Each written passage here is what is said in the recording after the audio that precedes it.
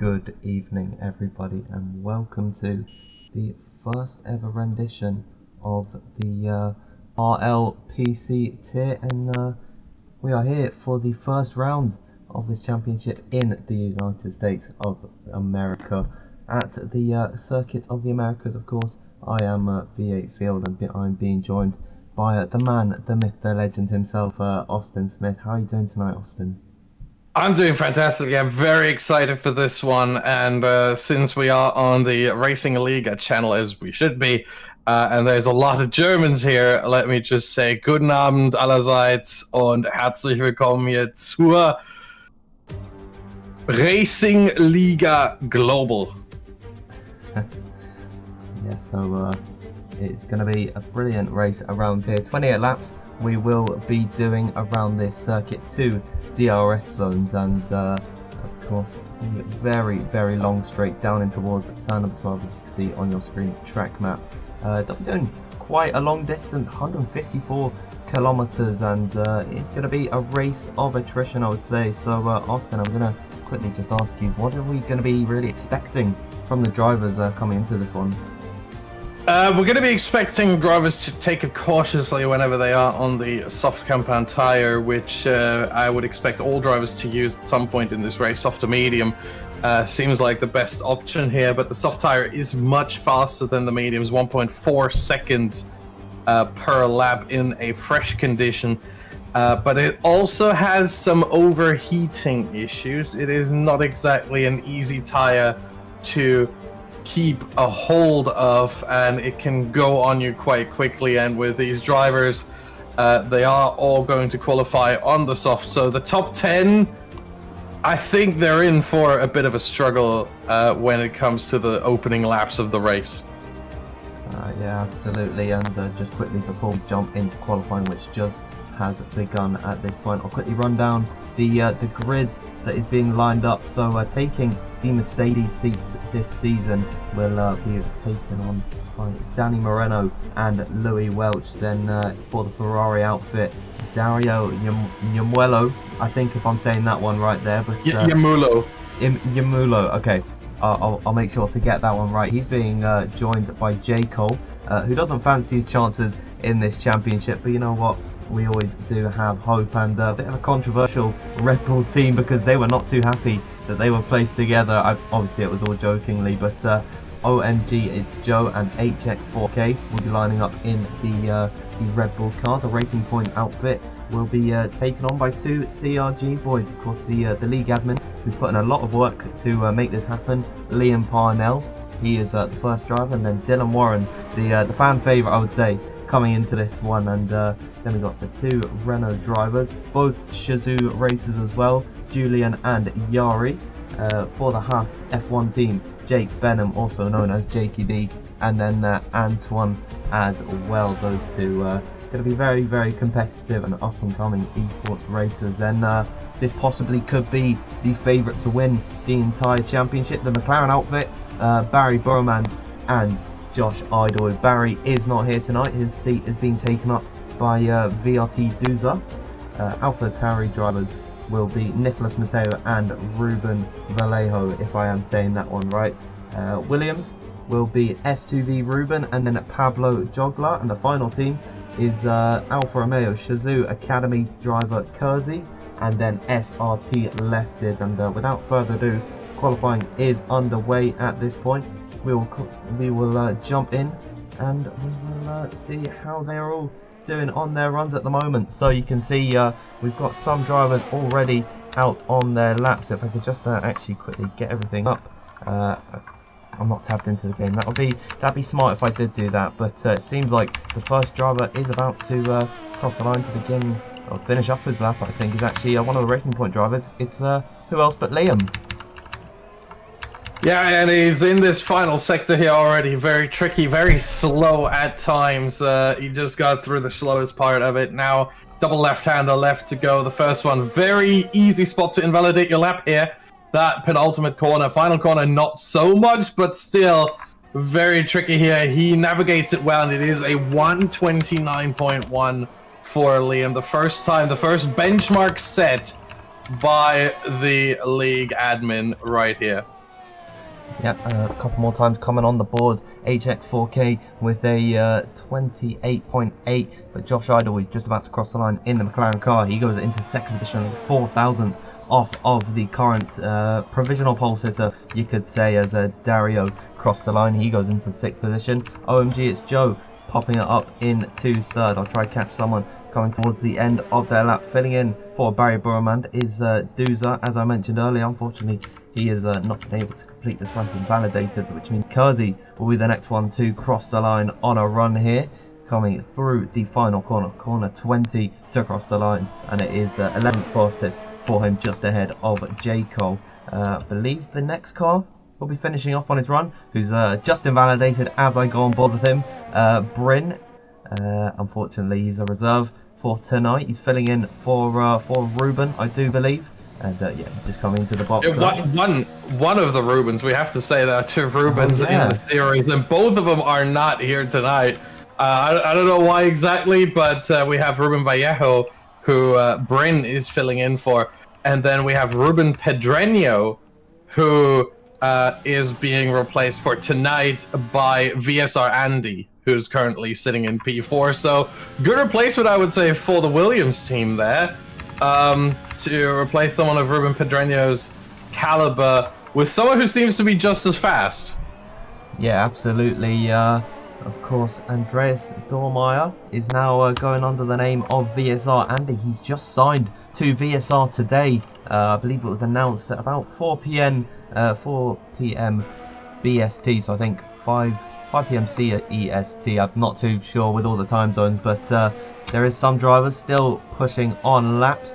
Coming through the final sector now is the reserve driver of VRT Duza. He's just come out of turn number 20 there. He did 2 runs on this set of softs, and it's not an impressive time from him.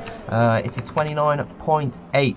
Still could be competitive later on. There's still better time in that car because of the fact that he did do 2 runs on that set. We got the Renault car coming through the second sector down probably the hot spot for overtaking in this Grand Prix, I'd say, on the run up towards turn number 12. It is Yari, who I believe recently was actually promoted to the main team of Shazoo, and he's looking pretty nice and tidy on this lap. 59.9 through the second sector, Austin. Yeah, certainly looks like it right now. Let's see this corner here, one of my favorite corners on this whole track, if not the favorite corner. The left-hander there that just gets tighter and tighter and has a little bit of banking to it as well. Now through the triple right-hander and the left here, invalidation danger, and he just avoids that. Through the final corner he comes, and Yari, what's it going to be, 29-1, and I mean, look at how close that is to VSI Andy there. That's 2 thousandths of a second. It showed 129.148 in the top right, 29.147 in the timing tower. So 2 to 3 thousandths of a second. That's how close we're talking here. And I mean, look at the top 3 right now. Less than 100th of a second. We have to go to the 3rd digit to split those 3 apart. HX4K, Josh Idawu, and Jake Benham. My goodness, they are pushing each other to the very limit.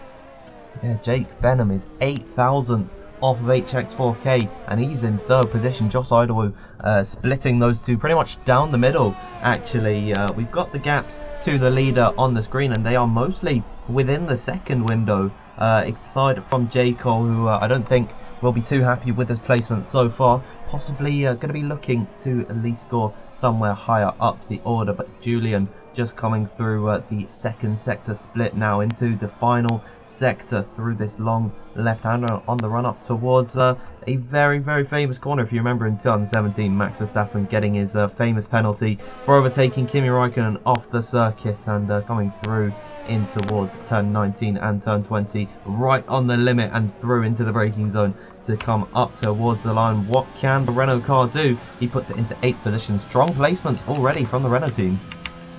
Yeah, certainly P6, P8 so far.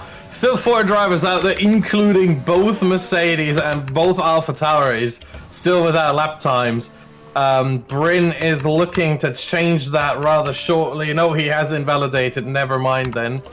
But interesting to see that we see Danny Moreno there the F1 Esports Pro Series driver, one of the F1 Esports Pro Series driver. Such is the strength of this field here. Still, just casually chilling in the pit lane. Not really looking to do much for now. I think he's just looking at the tires, looking at the issues he can have with the tires, potential safety cars in the race, and he's saving at least one of his sets of the soft tire here. Yeah, it just really shows her, I guess, the confidence that Danny Moreno has, that he can put in a banging time without even needing to take multiple runs, multiple cracks at the whip. Seems like there's a bit of a traffic jam coming through the second sector at the moment, but we are on board with one of the fan favourites, Dylan Warren. He's currently up by about almost 2/10 actually. He's in 10th position at the moment, which is probably one of the worst places you'd ought to start in a Grand Prix. The 66 Pink Panther Racing Point car coming through the long sweeping right hander will go in the cockpit cam. Josh Idawu just getting out of the way of Dylan there now through the final couple of corners, right on the limit as Yari was earlier, or one of the Renaults, I think it was Julian, but now out the final corner, opening up the DRS to finish up on that lap, and he makes it a Racing Point 4.5, and he goes into the 1 minute 29.0s. Yeah, very strong lap, and considering that the track is evolving, I expect him to fall down a little bit further, as he really just did as I said that, as OMG, it's Joe puts himself on provisional pole and makes it at least a provisional, and once again, as I say that, makes it a provisional Red Bull 1-2, but here comes Antoine in the Haas, immediately besting him by 11 milliseconds. We're talking about the slightest of margins here between all these drivers, and even more so that HX4K now exactly tied Joe's time. He exactly tied his teammate, and as much as there is a rumored, I mean, to be fair, at this point it's not even rumored anymore, hierarchy at the real-life Red Bull team, I think those two drivers are certainly on par, and there is no first driver among them. That is crazy to see. Of course, Joe's time still stands ahead of HX4K because he set it before, and I believe it might just be slightly quicker because if you go onto the gap to leader, it's 0.10 and then 0.011 between them. So I think it might have just been slightly bit quicker, and yellow flags through sector 3 it seems. I think that's just the half car getting out of the way. I think that might be Jake Benham just coming on his outlap. He's about to begin on his run, but I believe no, that wasn't Liam. Liam's in the pit lane at the moment. They're all over the place. I'm not too sure who's actually on a push lap. J. Cole is coming across the line now, and he improves and is no longer last of those who have set a lap time. He improves beyond VRT Duza and up to 14th at least. But yeah, Jake Benham will be next. No, actually he won't. Sorry, the other Haas, it was Antoine who went into the pit lane. Is there a Williams? That's Andy on an outlap. The Red Bull is on its way to the pit lane. So I'm looking at Bryn and Nicolas Mateo. It's Mateo who's coming through the triple right-hander now, and now heads to the last two corners. Still not invalid, so he will finish this lap, and it will count. But how good is it going to be? This was a very good final corner there from him, but it only gets him up to P12, but he nailed that apex right there, so he must have made a significant mistake beforehand to lose that much time. 5/10 down, Nicolas Mateo in P12. Yeah, the game even showed him off as being purple through the second sector, so I'm not too sure what happened through that final part of the lap, but Yari just about to cross the line, coming out the final corner and opening up the DRS. He does improve by about 1.5 tenths almost, puts him up into 6th position. Ooh. And meanwhile, Jake Benham, Jake Benham invalidated in the penultimate corner, and then realizes his mistake almost too late, cuts back into the pit lane at the last possible moment, and takes out the speed sign that says 80 kilometers an hour, 50 miles per hour, takes that out just for good measure, almost ends up in the pit wall. Yeah, I think he wasn't too happy about that one there, because he was improving by quite some margin, which would have put him right to the top. Just a look at the gap to the leader. Jake Benham is in 5th position at the moment, but he's less than half a tenth off of his teammate. It's a house sandwich for the top 5, but the gap's just ridiculously crazy at this point, and Andreas Dormeyer could put himself in that window as well, because he's coming through the final sector now, improving by quite some margin. The 42 Williams car to come out the final corner, opening up the steering, and he goes to the top by only 1/100th of a second. I mean, this is crazy. We have now 6 cars within half a tenth, basically. I mean, Jake Benham slightly off, but we'll round that down to half a tenth. That is ridiculous. And we still have Danny Moreno and Louis Welch holding out, and currently in P18 and P19 with no lap time set. So those two drivers can certainly fit in there and make that 7, by the way, as I think Dario put himself up there in P5. My goodness, this is about as close as it gets. Bryn is on a flyer as well. Massive slide there out of the slow left-hander of, I think that's turn 15 as it counts, what it counts as. My goodness, and he immediately aborts his lap because that slide was too much, and he goes back into the pit lane. That lap over and done with for him. Other than that, we don't have anyone out on track really on a flyer. We have VRT Duza, who is on his out lap, as is Antoine Dezaluski. So those two drivers will be starting their laps first. Certainly Duza will be the very first one to go on a flying lap. He is currently last of all those that have set a lap time, so he's certainly looking to improve. The question is, how far will he be able to improve? Yeah, he's currently last on the grid at the moment, but he's less than a second off of Andreas Dormeyer, taking up pole position at the moment. Duza will follow along with him on his lap, since he'll be the only driver on a lap for quite some time. I believe the furthest driver up on an out lap is one of the Ferrari cars, or that could actually be Antoine in the Haas. But for now, we'll have to watch Duza, and this could be an issue for him, because drivers coming out for their out laps really at the last moment possible. I think if drivers aren't on the track right now, they might have some issues getting out for a lap, as Andreas Dormeyer just retiring it in the pit lane. But Duza through sector 1. We haven't seen too many drivers coming through here so far, and he is a little bit down on his previous best time, but he could still find some improvement through the second sector. It's a very long circuit, and I certainly think, he's already backed off, so he's not going to be improving on this lap, which means starting his final run, he's not going to have enough time to put in another lap. It's going to be Antoine, I can't say his surname. I think it's Dezaluski.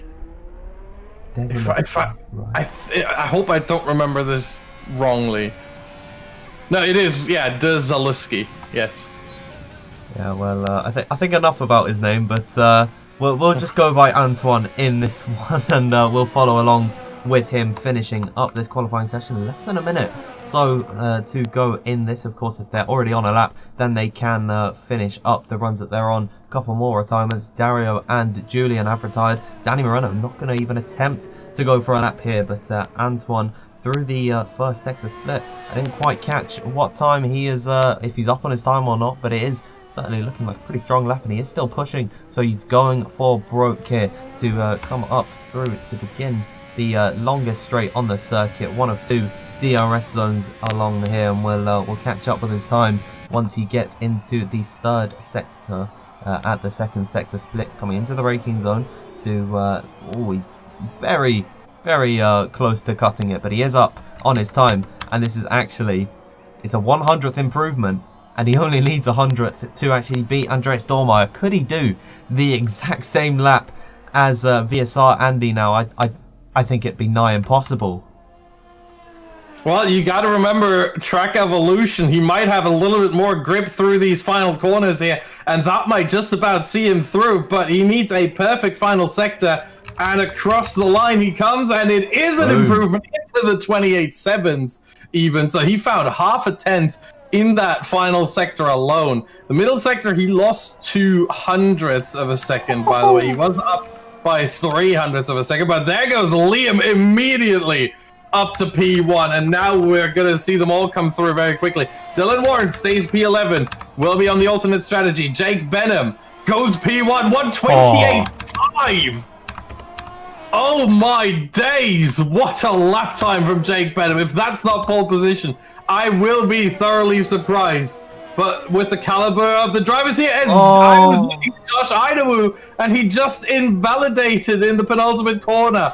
And that is heartbreaking. It would have been a 1:28.6 and a front row start for Idawu, but instead he will start in 8th at the very least. But looking at M&T Bryn down there in 18th, he's the last one to still finish his lap, but he has it validated, so it will stay that way. So instead of P2, which definitely would have been possible there for Idawu, it is only P8, and Jake Benham, with an absolutely stellar lap time, takes pole position here in the opening race of the Racing Liga Global.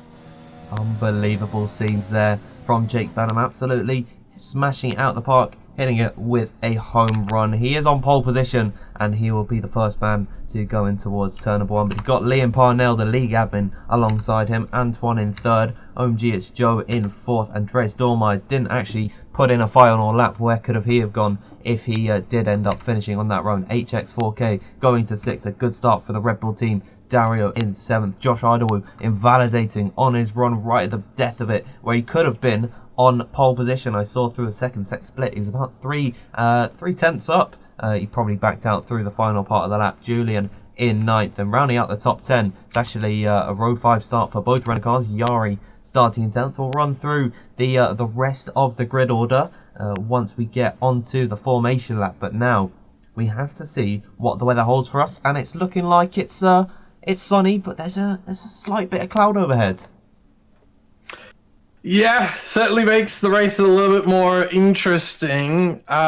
Regarding the strategy, do the drivers expect rain? From what I read in the Twitter DMs, it's not looking like it's going to rain. Maybe I misunderstood them though. But it's going to be interesting. What it does help with is these are conditions that I think the top 10 will definitely enjoy a bit more. That is not completely clear, that you have a couple clouds in the sky, means the track is a little colder, means the air is a little colder, and that means it's a little bit easier, just a little bit easier, to keep the tires in their working temperature window. You want to keep the carcass of the tire at under 105 degrees at all times. If you get it higher than that, all of a sudden you will find yourself sliding around, and the drivers want to avoid that with all they have. And yeah, not very surprising when we look at the tire choices there. The top 10 obviously have to start on the softs they qualified on. Everyone else is on the medium tire, and it definitely makes very clear what the strategy here is in terms of tires. Soft to medium or medium to soft. We will most likely not see the hard tire for all too long, unless there is a safety car at the perfectly right moment. Then it might make sense, but generally do not expect the hard tire to come out during this race. Yeah, of course, drivers, of course, if they do end up picking up a little bit of damage as well throughout the race, they could box a little bit early for the hard tyres and run right to the end. They could pretty much do the entire stretch of the Grand Prix. And the advantage that the alternate strategy runners do have is that once they box onto their softs, they will be on lighter fuel, as well as having the fresher red compound of tyres, giving them that bit extra grip in comparison to the worn-out medium tyres. But through the final sector, I'll quickly come to you before I take the race start. Who are you predicting for your top 3?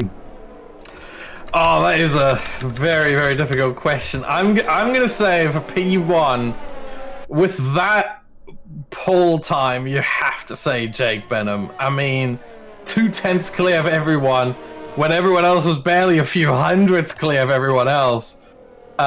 Surely, if he can keep that run going, keep that form consistent in the race win will be going through Jake Benham and no one else. P2, you know what, I'm going to say it's going to be a Haas 1-2. Antoine Dozolowski is going to have a good start here on the right side, on the good side of the grid. And then P3, I'm going to go out on a limb. I'm going to say Danny Moreno from last to podium. Wow. That's a very... We know how quick he is. That is very, very true. He can put in a job. A 19th. He's got nothing to lose in this race, so he's going to be going hell for leather. But now the time has come to start the first race of Racing Liga. The 5 red lights are on.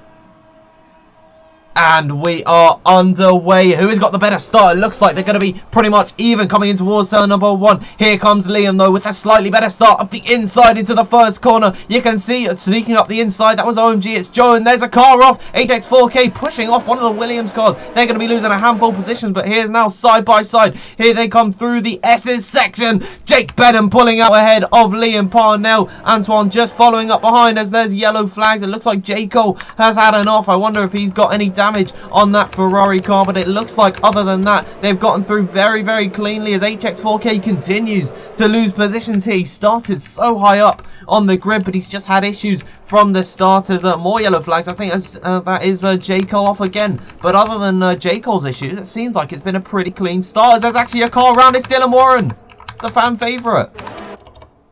Yeah, and I was looking at J. Cole there. There's an Alpha Tauri front wing as well on the back straight.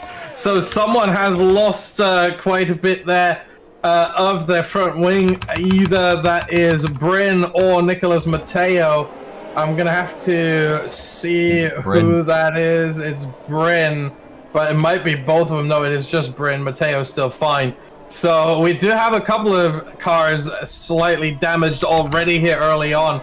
But Jake Benham, I mean, what a job to get P1 back after really a great start from Liam Parnell to take the lead on the exit of turn 1. And then Jake says, no, that is not going to happen. Takes it back, and he's back in the lead. And now HX4K and Bryn are pitting. HX4K, in fact, retires in the pit lane immediately. That's a very... I think he should have gone on in this race. I don't think it's fair that he's taken up a seat to retire. Oh, of course, he is a main full-time driver, but I think maybe you should have given it a little bit of a go. Bryn has come in for the hard tyres, like I said, on the formation lap, where we could see some of that yellow flag through sector 1. That is going to be HX4K car just coming out in the pit lane. It should really be retired in there, but it doesn't for whatever reason on this game. But they're going to want to be settling into a rhythm in this race, I would say, as Matteo and Kersey seem like they're having a little bit of a scrap further back down the order. Lap number 2, of course, no DRS, so they can't fight it this time by.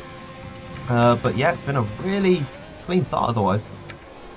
Yeah, I mean, what else would you expect from this set of drivers? We are talking about the best of the best here. We're talking about F1 Esports Pro Series drivers, F1 Esports Challengers drivers. We're talking about the top of league racing here, really, and I would not expect anything less from these drivers than a clean start. Bryn and HX4K, the two unfortunate casualties, but apart from that, it went down just very, very nicely. And now Jake Benham trying to pull a bit of a gap here, already up by 8/10 on Liam Parnell. He's looking to get that 1 second by the time they head to the first DRS detection point just before the back straight. Yeah, of course, if Liam loses out on that 1 second window that he needs, which he is on the cusp of doing so, as Antoine's off, I think. Antoine, what's happened to him there? He's completely round. I wonder if he's got any wing damage. A terrible camera angle there. And wing right damage side end plate gone. Oh dear. So unfortunate for the Haas driver. I think I might be a little bit of a commentator's curse coming out from us predicting that both Haas cars would score very strong, but yeah, sorry for that. I've just got up on the screen the positions that they've made up. The biggest mover in this Grand Prix so far is Louis Welch. He's up to 11th position so far in this one, making up 6 positions overall. Danny Moreno's also made up a handful of positions too, so it's been really strong for him. And actually, speaking of Danny Moreno, gone up the inside of Duza, so that's another position, 6 made up for him, up to 13. Yeah, and both Mercedes are already showing strong, but I mean, what do you expect with that driver lineup and both of them starting at the very back of the grid? Of course, they were going to move up very quickly. And I think, yeah, hold on. Yeah, I heard someone say pad OP in the chat. Definitely for Louis Welch here. The rumors are going once again that the pad is just totally overpowered. But one thing that does strike me here is interesting. Going further up the field, we have, because of the crash of Antoine, we have a massive gap now between the top two, Jake and Liam. And then, OMG, it's Joe in P3 and the whole squad behind him. He's not, because he is very quick, but it looks like he is a cork in the bottle. Yeah, he has, of course, dropped off because of that spinner. It's created a bit of a chasm as well. Antoine is going to retire if he's getting a 10-second time penalty for corner cutting. Yep. Yeah, he's out of this Grand Prix. So that is two drivers who started at the very sharp end. Now, unfortunately, not finishing here. But because of the gap that Joe has lost, it's going to open the window for Josh Idawu to pull right alongside him down the straightaway, tucking out into his slipstream and coming into the braking zone. He's going to move in front of him. That is position made for Josh Idawu, and he's going to want to try and catch up to Liam Parnell and Jake Benham, who have streaked away in this one. Liam, I think, is kind of being kept up by the DRS, which is going to be helping him, but now the advantage does shift back the way of Joe, provided he can stay within touching distance, I'd say, of Josh Idawu in front of him. But it seems like he's already losing out just a bit of time. Hopefully he can keep on with that DRS and make sure that the train doesn't lose touch, as this is going to be a common theme, I'd say. The DRS train coming into fruition. You can see everyone is pretty much from about 3rd position down to I'd say 9th. Yeah, that is where the DRS train kind of stops with Nicholas Matteo. They're not going to be able to overtake each other just purely because they're all using up DRS. Yeah, certainly. We've seen this time and time again on this game and on previous installments of the F1 series by Codemasters before. Once you're in the DRS train, you can't move up, you can't move down, you're kind of stuck there, except if you're the second guy in the train, because the first one obviously doesn't have DRS. But looking further, I'm looking at Josh Idawu and Jake Benham and their gap right now, and it seems like Idawu is certainly catching. The gap was over 2 seconds. It's down to 1.6 between Idawu and Liam Parnell now, 1.5 even. So Idawu seems to have enough pace to pull this whole group back to the front too and make this effectively at least a 9-way fight over the win. Yeah, of course, that is a very big if that they can all fight it out for the win. It's very unlikely. It's Bryn picking up another 3-second time penalty. I've noticed he's already picked up one initially. He did have to pit at the end of the first lap to repair his front wing that he lost. I believe turn number 10 is where that wing was chipped off. Where could have he been in this Grand Prix? I'd say he'd be in about 15th position, because Dylan Warren, of course, had his spin. He's managed to recover quite well to find himself onto the back of the train. But now Josh Idawu is still about 1.5 seconds off, so he's not going to have DRS anytime soon unless he can make up a huge amount of time coming through the S's section, which it seems like is going to be his strong point here. Joe losing out a bit of time to the McLaren car in front of him could push him back into the way of Andreas Dormeyer. I think Dormeyer is someone who can score very, very strongly in this one, just based on the fact that he didn't set a final run in qualifying, and he probably had maybe a 10th in that lap, so he could have been right up the sharp end of the field, right at the very tip top of it. But we'll just have to see. Coming onto the straightaway, Josh Idawu has not been able to close enough to pick up DRS, so he's going to be just dragging along the train a little bit longer here, in towards Liam Parnell and Jake Benham ahead.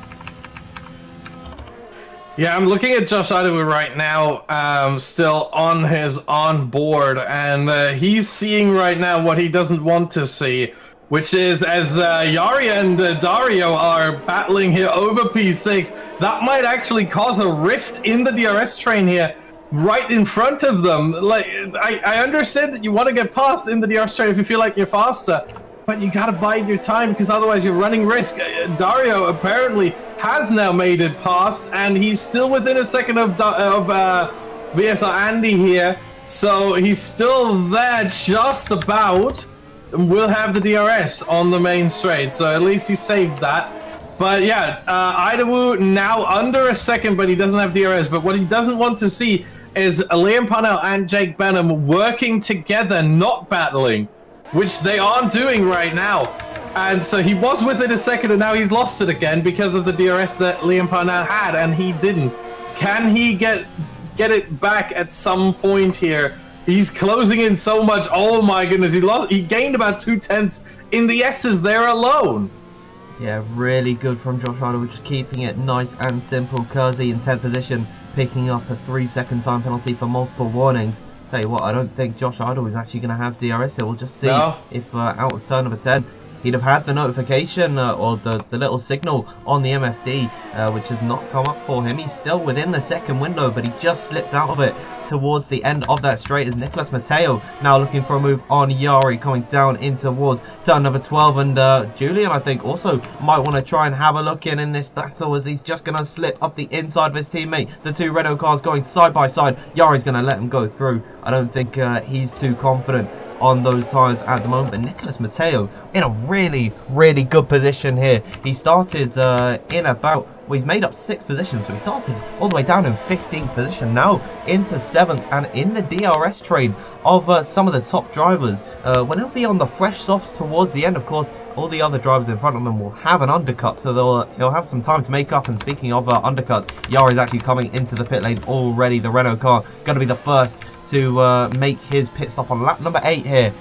So we'll see what tyres he goes on to. I expect the mediums, but it is going to be pretty difficult for him to get to the end. He's actually going onto a set of the hard compound of tyres. So yeah, it looks like he's not too confident on that yellow set of medium tyres, and he's going to be on that set towards the end. They can certainly make it, but now Josh Idowu has finally got within the DRS, and he's pretty much comfortable in there because he's about 6/10 back from Liam Parnell. If he can make up more time through the second sector, then he could be challenging him coming in towards turn number 1 and turn 12 next time by. And it needs to be said with the hard tyres here for Jari, they are only 7/10 of a second slower than the mediums in fresh condition, but at the same time they last 5 laps longer. The mediums last 16, the hards last 21, so Jari will have absolutely no issue with this set of tyres come the end of the race. He'll be perfectly fine and on pace, whereas everyone else, if they do pit for mediums by the time lap 10, lap 11 comes around, maybe even earlier, they're going to struggle towards the end. Those tires will be at 70% tire wear, maybe even more than that, and they will get into puncture territory. So it's going to be interesting. Jari might fancy his chances later on as Josh Idowu goes into the pit lane when he has DRS. That is surprising. The moment he catches up to everyone else, he goes into the pit lane to hang out everyone else to dry again. And oh my god, it's Joe is over a second behind again. He did get DRS obviously off of Idowu down the main straight, but now 1.2 seconds behind Liam Parnell. I think it's rather unlikely he will get DRS down the back straight this time around. Yeah, these soft tyres are going to be pretty much dead at this point, so I doubt they'll be feeling any good at this point in time. But that means they're going to want to be fighting for the positions to be ahead of their rivals when they come into the pit lane. Nicholas Matteo going to have a field day on all these drivers because he is very, very happy to be on that still bright and fresh medium compound of tyres. They can still go for a long time yet in this race, and he's going to be pushing to get past Andreas Dormeyer. I think he was using up a little bit of his overtake on the exit of the corner. It doesn't seem like he's going to actually be close enough to make a move on the Williams car, and that's because he has the DRS, but he's closing right to the rear of Andreas, and he's going to hang back for the time being. He's not been able to make a send into that corner, but potential for the final sector if he wants to go for a dive bomb at this next left-hander. I believe turn 15 it is, and there he is. As I predicted, he's gone for it up the inside. A little bit of contact to the rear right tyre. It was front end plate. Front left end plate for Andreas Dormeyer, but the move had been made for Nicholas Matteo, and you can see how wide Andreas has actually taken that line. But I'd expect these guys to come into the pit lane. Certainly Liam has pulled into the pit. What about any other drive behind him? Joe and Andreas and Dario and Julian. So all these guys pulling into the box, except for Jake. He thinks he can go one more maybe. Yeah, it is a reaction from all 5 drivers to the early pit stop from Josh Idowu, who will definitely find himself in a bit of a spot of bother there come the end of the race. They're pitting a lap later. They will be a little bit better, in a little bit better condition at the end. But look at Josh Idawu. He has overtaken Liam Parnell quite significantly, which means if Jake Benham pits, he will lose that lead to Idawu. In fact, look at the gap between Idawu and Liam Parnell, 2 seconds. That is a significant, and it will only grow. You got to remember, it is an 18.5-second pit stop here at the Circuit of the Americas. That's how much time you lose from one pit stop. And right now, the gap between Idawu and Jake Benham, 16.5. So Benham will most likely rejoin in a net P3 behind Idawu and Liam Parnell. So Parnell also making a pass in the pit lane. Maybe OMG, it's Joe, will actually get a third place as well if he gets a good run through this lap right now, through this out lap. And Benham is struggling on his in lap. If he even comes in, if he stays out longer, he will lose even more places and even more time to all these drivers in the back. Yeah, just watch an incident go down there. Julian trying to go right up the inside of Dario and Yori at the same time. Didn't quite work out. Dario had to go right off the circuit. I think Yori didn't want to cause any issues by going past him when he was off the circuit. So he has conceded that position there. But Jake Benham now into the pit lane. Josh Idawu has already come out the final corner.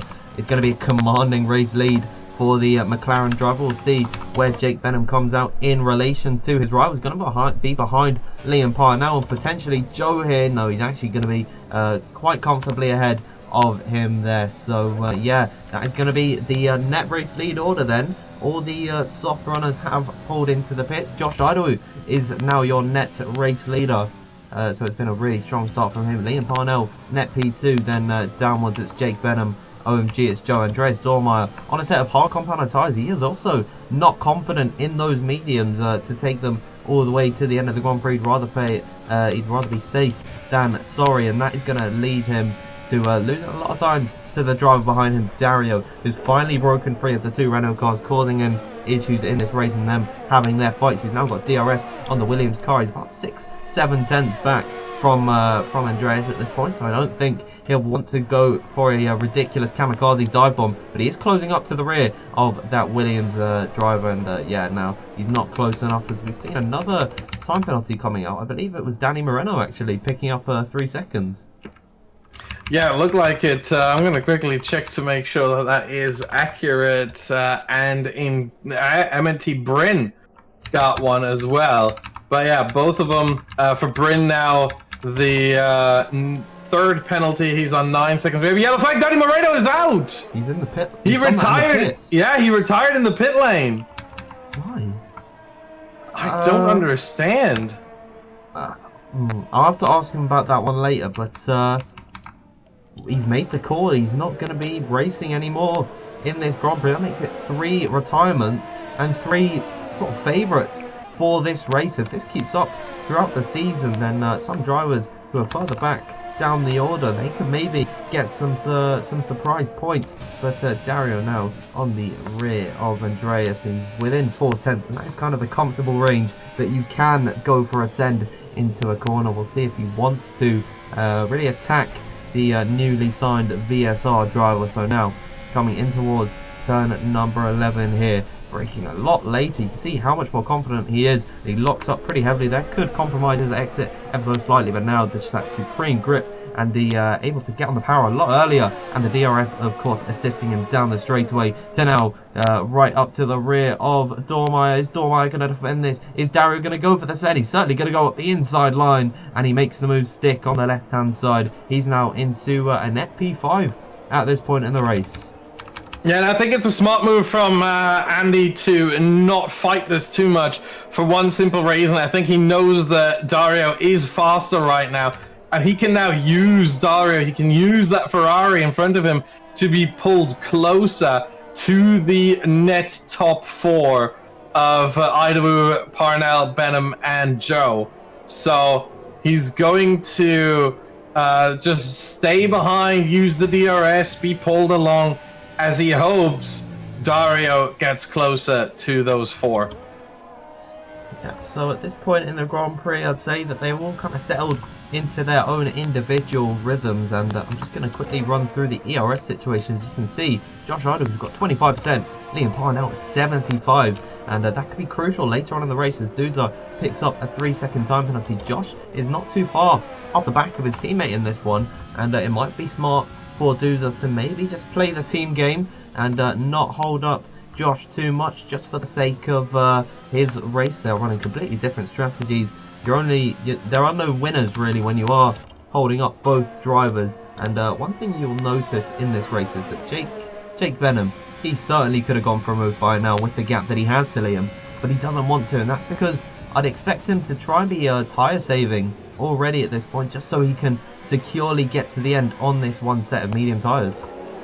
Yeah, at this point, with 2 seconds of a gap between Josh Idaho and his chasers, really, at this point, Liam Parnell and Jake Benham and Joe, you gotta hope, really, considering how good Josh Idaho is, you gotta hope that his tires do not last. So you still want to put him under as much pressure as possible to the point where he has to use up his tires, but at the same time, you know you probably won't catch him, and he gets DRS off of his teammate Duza here as well. So great teamwork by the McLaren team, and Idaho up into P6, but you have to hope that his tires just won't last and they will blow up near the end of the race, and that it's just early enough. We've seen the Silverstone race last year with Lewis Hamilton winning the race on 3 tires effectively.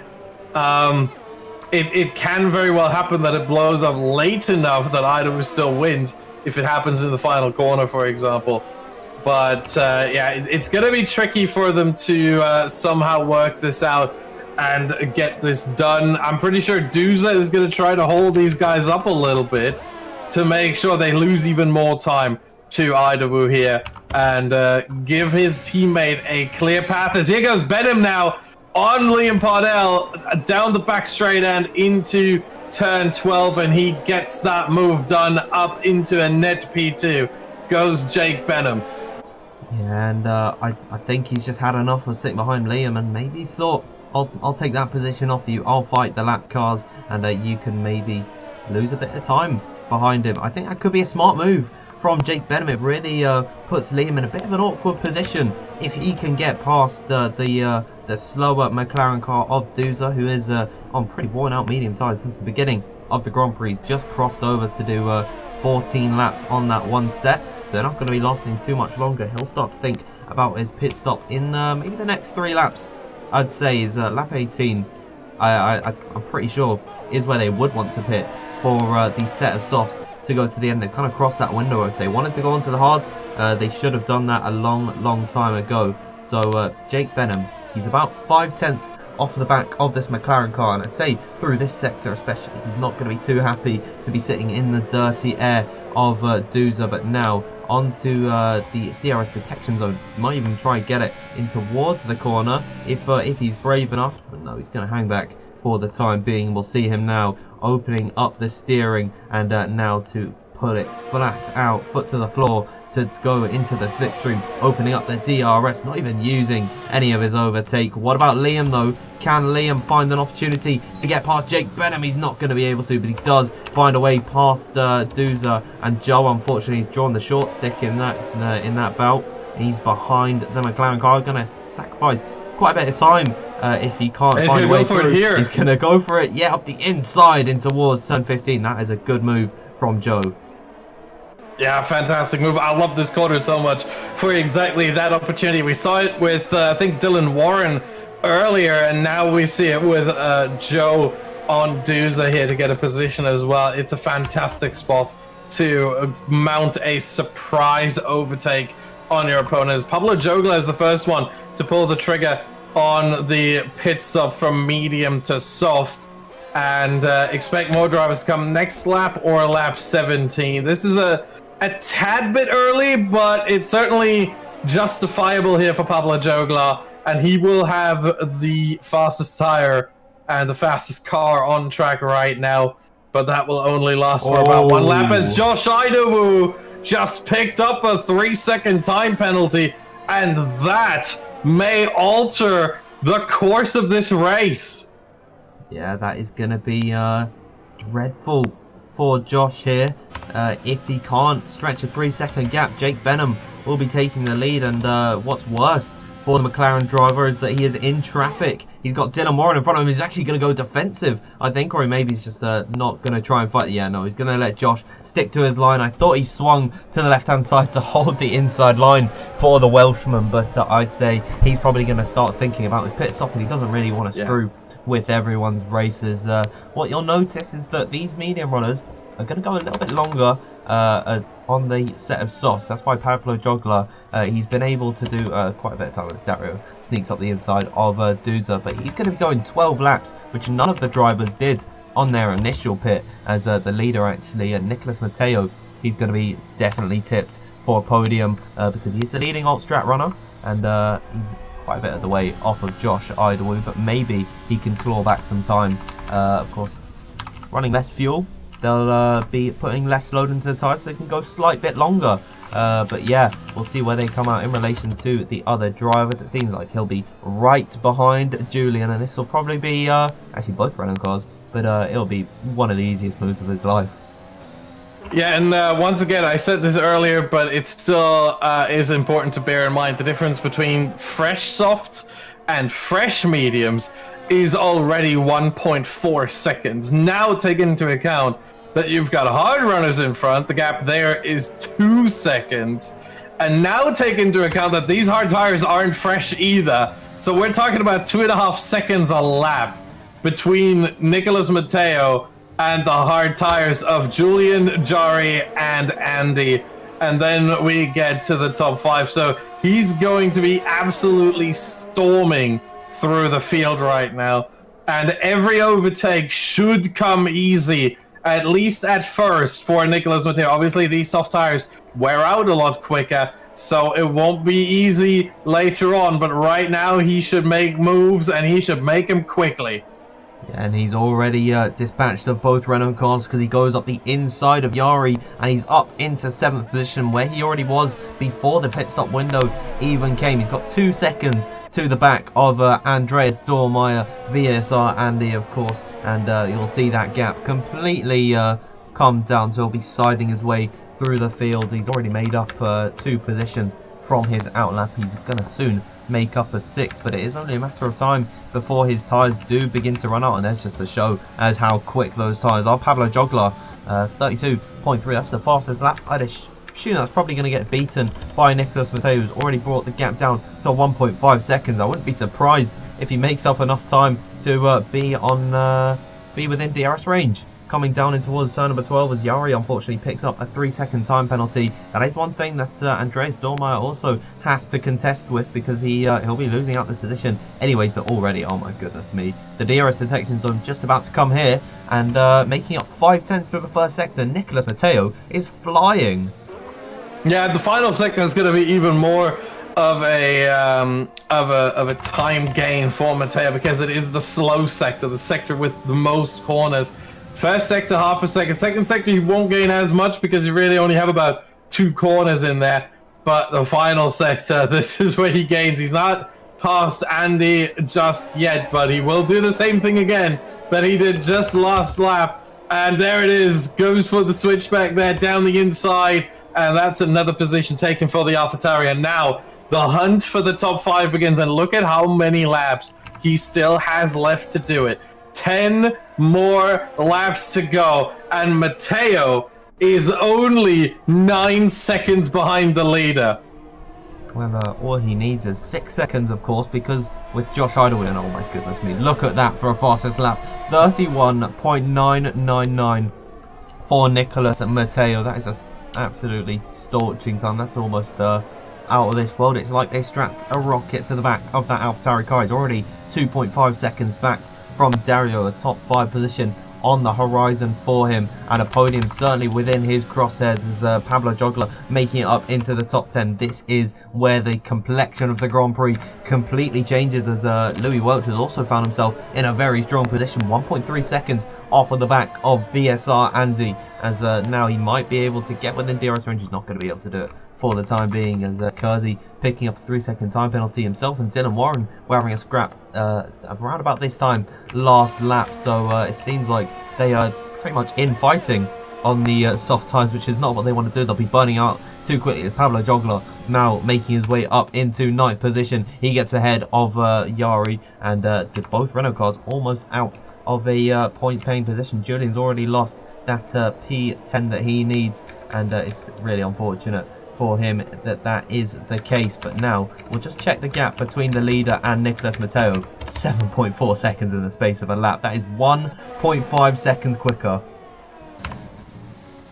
Yeah, he's just flying. For those of you who tune into the Racing Liga TV channel for the first time, RL does in fact stand for Racing Liga and not for Rocket League, despite the pace you see here from Nicolas Matteo. Really, really remarkable here. He's using the soft tires to their best advantage. And at this point, with the penalty that Josh Idawu has, and with the pace that Nicolas Matteo has, I don't see anyone else winning this race other than Nicolas Matteo. Of course, those tyres will begin to die off towards the end, so Josh Idawu can extend those tyres towards the end. He's already been on them 10 laps, so they'll certainly be within puncture territory almost, I would say. But Dario Matteo up goes the for inside. it!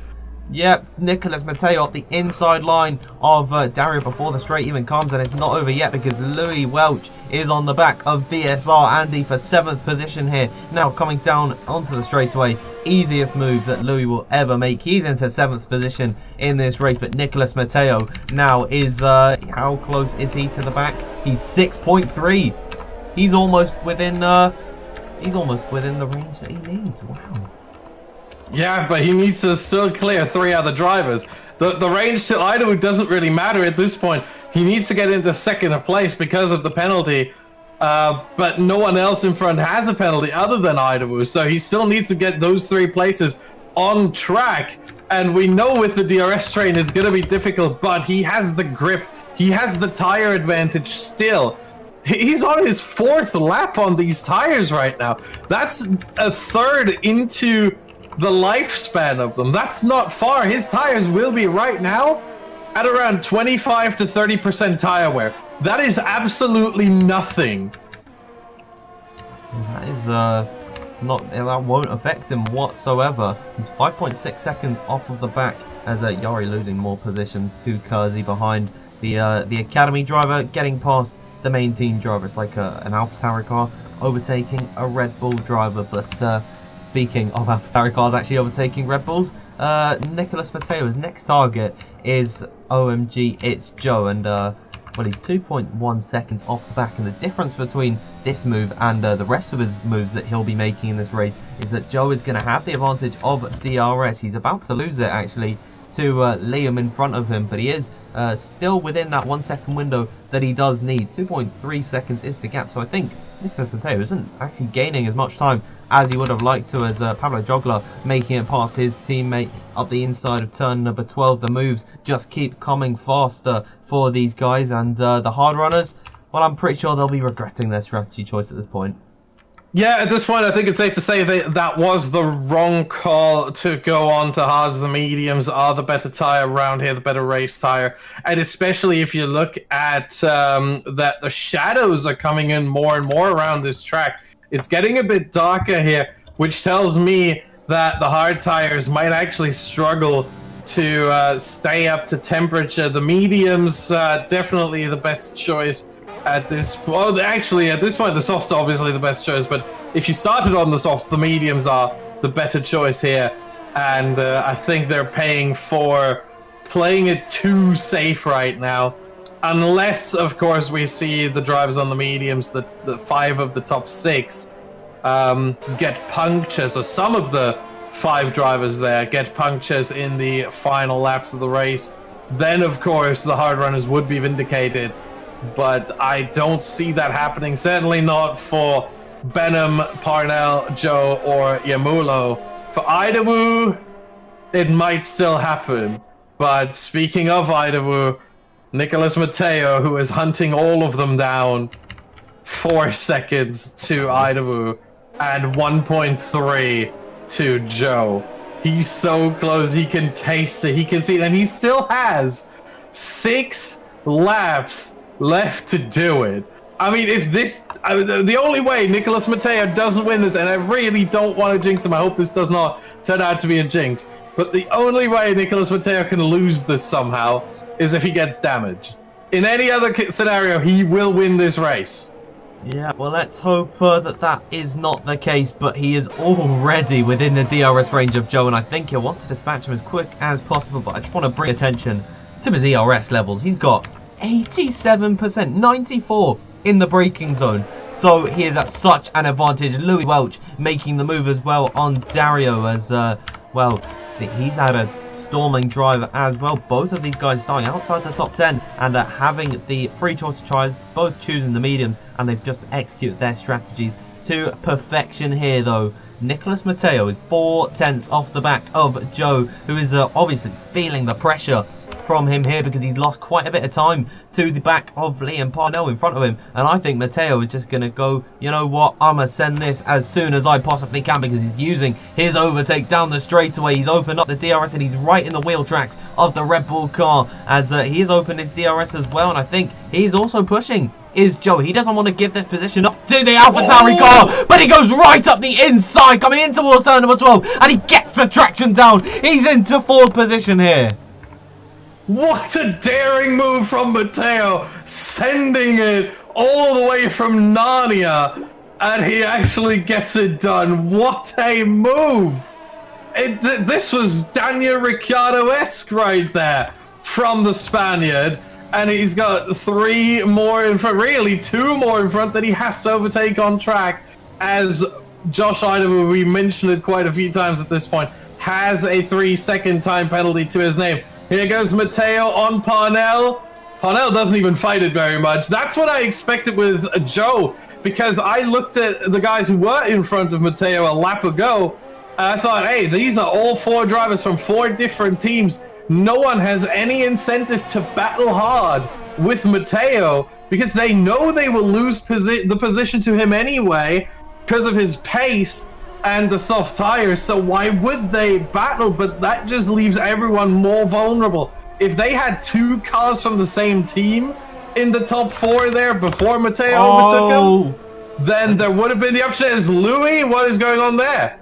He's had a collision with Dario, it seems. Louis got a big amount of damage to the right side of his front wing, and Dario has also lost it on his left. He must have banged wheels somewhere. I don't know what happened. Maybe Louis Welch lost the car himself and then came back onto the circuit. We just don't know the facts of this story, but all that we do know is that both of them have severe damage, and Louis Welch, it is heartbreak for him. It was such a good race going on for him in this one, but unfortunately it just was not meant to be, as Dylan Warren now trying to search up the inside of Andreas Dormer. He's going to have to send it around the outside line of turn number 15. They bang wheels as they come so close, as there's more contact between the pair of them. I think Andreas would be just wise to let him through here, but now this is going to be the position that we have all been waiting for, because here comes Nicholas Matteo. It's all been leading up to this from 15th on the grid. He's just gonna have to send it if he really wants it this time by. He switches to the inside line in towards the first corner hairpin, but Jake Benham fights him back on exit, and now he's lost out quite heavily there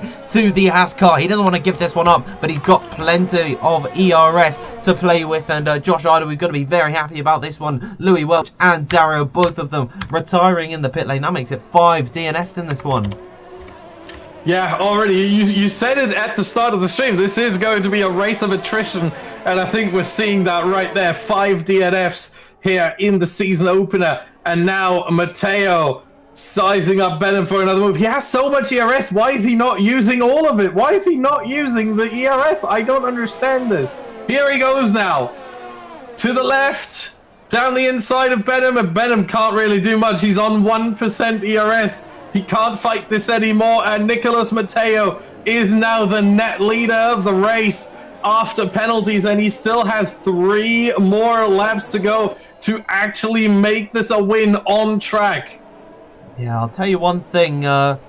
a lot of these racers don't just play for position, they play it for pride. And I think Nicholas Matteo, he's going to do everything in his power to push Josh Idowu right to his limit and take the win on circuit. Well, he's already in DRS range. That was Jake Benham actually closing up to the back of Josh Idowu anyways. So they have now got DRS on the McLaren car, who looks so clear out in front earlier on in this race. But now Nicholas Matteo has got the best opportunity to really snatch the win off of Josh. If it wasn't for that penalty, Josh could be a little bit more secure and be a bit more aggressive to Nicholas to potentially force him into a mistake. But 8 lap pressure on those soft tyres, they're still going to have a little bit of life left in them, even though it's probably not going to be the nicest tyre to drive at this point. A lot of the drivers are initially on the set of soft tyres at the beginning of the race. Of course, they pitted around about lap 8, lap 9. So I think Nicholas is going to be feeling these tyres a little bit. Of course, they've not put much wear into them because of the lighter fuel loads. But now, Nicholas Matteo has got 4.5 tenths to the back as Antoine leading the session here. I didn't know he was still here, but here it is for the race lead. He's not even needing to use up his overtake. Nicholas Matteo to the inside line, and before the braking zone even comes, he's into the lead of the Grand Prix. Brilliant stuff. Yeah, and there's another consideration to take into account here for Nicholas Matteo. What if, for some reason, Josh Idowu gets his penalty removed? That is a possibility. If the game dished out the penalty wrongfully, then he might have that removed after the race. And so making sure that you win this on track, even without penalties, is the right call here for Matteo. And he certainly had the pace and had the grip to do it, and he went for it and got that lead, and now he's just pulling away. And with the ERS that he has, I mean, he still has 50%. Josh Idowu has 3. That's the difference there. That's a stark difference between those two, and Matteo will just fly off into the distance for the last 2 laps. The only one who can stop Nicholas Matteo at this point is Nicholas Matteo. Yep, he's just got to keep his composure at the moment. I saw a bit of a Twitter thread earlier which said that this game is just about 90% mindset and a lot less about actual skill, and he's got to have that 90% mindset here if he wants to keep this lead. He's really just got to keep his cool and stay on his nerve. Of course, he's dropped him by quite some way, but that doesn't mean the win is secure for him, even though it is about 2 seconds at this point. He can't afford really to get complacent. So I think he's just got to push as hard as he can. As Andreas Dormeyer, you can see the hard tyres are actually probably quicker, or at least on the same pace as the softs at this point. And he manages to sneak up the inside of his teammate there. He could be tracking down Dylan Warren, but with 3 seconds to his name, he'll be losing that position to his teammate anyways. Yeah, certainly. He won't pull out 30 seconds in a lap and a half, less than a lap and a half, actually. But you said 90% mindset and about 10% skill. Well, that's bad news for me because I have 100% of neither of them. So but that's why I'm in the commentary booth, I tell you that much. But look at the gap now between Matteo and Idowu, 2.7. He's driving out enough of a gap that if he had a penalty and Idowu didn't, if the roles were reversed, he would still win. Yeah, it is crazy for Nicholas Matteo to come from so far back on the grid. Well, just quickly at this point in this race, we'll look at the positions gained. He's made up 12 positions in this race, so I'm wrong that he started in 15th. Oh, it's Andreas Dormeyer. Pick up another penalty, so he can't beat Dylan Warren because he won't be able to take that. But yeah, Nicholas Matteo up 12 positions in this race. I'm getting all my numbers mixed up, but it's also been a very, very strong performance for some other drivers, like Josh Idowu, to make up 6 positions in this race. He started quite far down the order, and actually Jake Benham is going to be sneaking up the inside. You can see him in the background there. He doesn't need to do this, but he's going for the move anyways on the McLaren driver. It's not going to be enough to attack Nicholas Matteo come the end of this one, as I think Bryn has gone off right at the rear of the field, but we've got to follow along with the race winner in this one. 4 seconds he's managed to pull out on his rival. He's got 1 more sector to do it. He can get a penalty and he won't need to care about it whatsoever. But here it is now to come through the final corner. Nicholas Matteo is going to take the win of the United States Grand Prix, and he's going to assert himself in this championship hunt already. Yeah, what a fantastic drive from Matteo, just slicing through the field like a hot knife through butter. My goodness, Matteo just dominating the competition here. And as you mentioned, it was a race of attrition, but ultimately it also was a race of sheer pace for Nicholas Matteo, and he wins the season opener here at the Circuit of the Americas. And I gotta say, Jake Benham, fantastic race in P2 as well. The strategy did not favor him ultimately, because we know how OP the alternate strategy is. Everyone who watches F1 League racing, F1 esports, knows how good the alternate strategy is.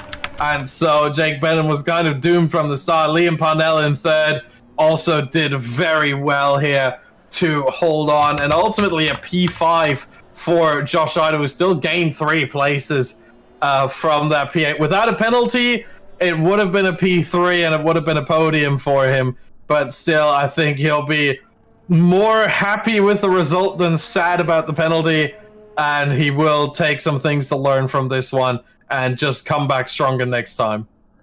Yeah, and just if you're wondering why it's taking us so long to finish the race, it's because Bryn has actually managed to pick up a puncture on his right rear, but he's going to cross.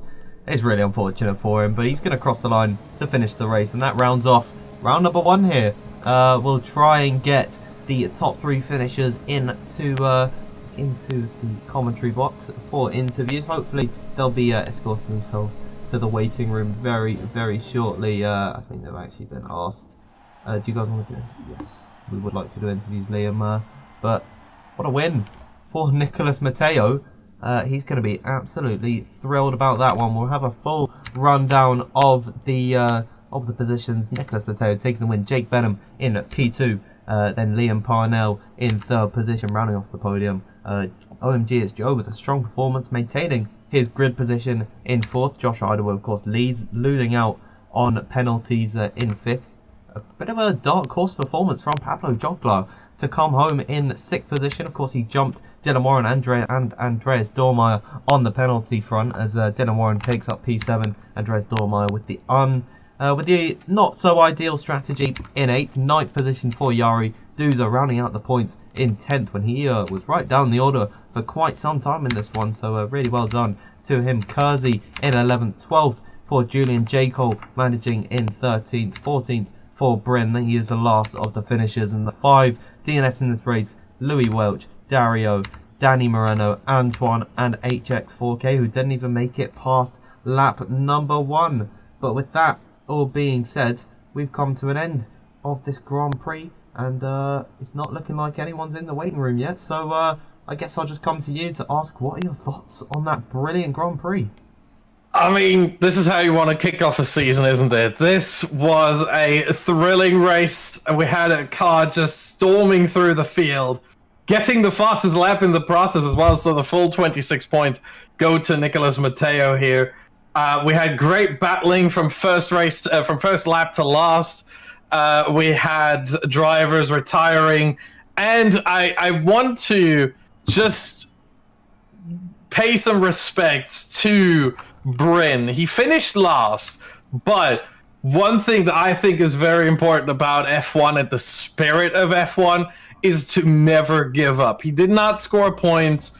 He did not finish ahead of anyone else who finished, but he kept going. It would have been the easy way to say after he spun, and even more so after he also got the puncture, it would have been the easy thing to say, oh, you know what, race is over, screw this, I'm going into the pit lane. But he didn't. He kept driving until the very end. He kept driving until he saw the finish line, and that is what F1 is about. So I gotta give some respects to him as well. And we do actually have someone in the waiting room right now, but it's only one person from what I can see. But it is a person that ended up on the podium. So at least we got that.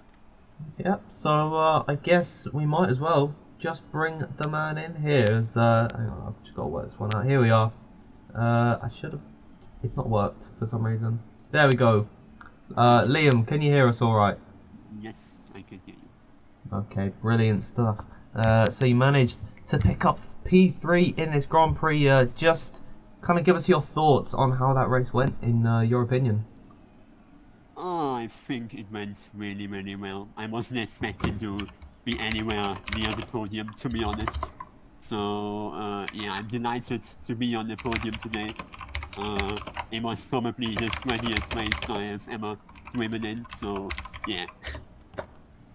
Absolutely, and with that podium, do you see yourself kind of inserted into a championship fight, maybe across these 8 rounds?